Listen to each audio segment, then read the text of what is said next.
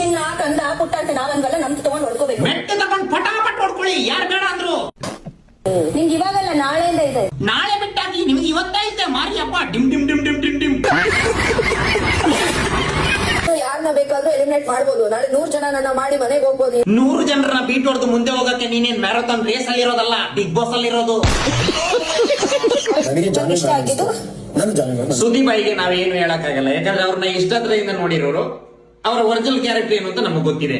So ಆದ್ರೆ ಇದೇ ತರ ಅವ್ರು ಆಡ್ತಾ ಹೋದ್ರೆ ಒಬ್ರು ಒಂದು ರಿಯಾಲಿಟಿ ಮಾತನ್ನ ಹೇಳವ್ರೆ, ಕೇಳಿಸ್ಕೊಂಬ. ನಾನು ಹೇಳ್ತಿದ್ದೀನಿ ಕೇಳು ಅಶ್, ಅವ್ರ ಆಟನ ಅವರೇ ಹಾಳು ಮಾಡ್ಕೋತಾರೆ ಪಕ್ಕ. ಇದ್ ಬರ್ದಿಟ್ಕೊಂಡ್ಬಿಡು.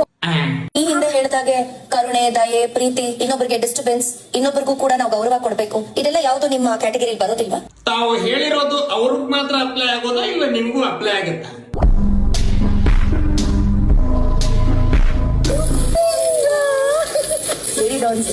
ಒಂದು ಬೆಂಗಳೂರು